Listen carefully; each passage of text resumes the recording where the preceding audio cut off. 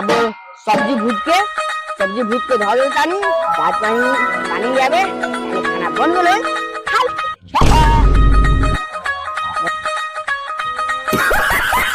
ये में धो देतानी अब देखा तानी सब्जी बनल बाकी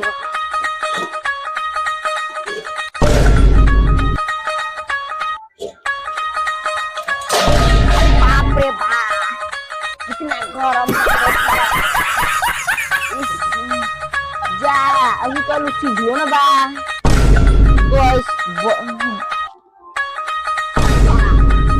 गैसे ना बरत बा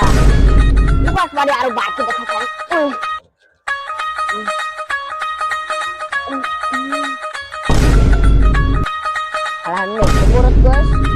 देखा तानी साला कुछ तो गड़बड़ है देखो तानी सरा के सिलेंडर अरे मैया सरवा गैस से खत्म बा आप सरवा के खाई के ना रे दादा सरवा खाई के ना चला जात बानी गैस भरा के लावे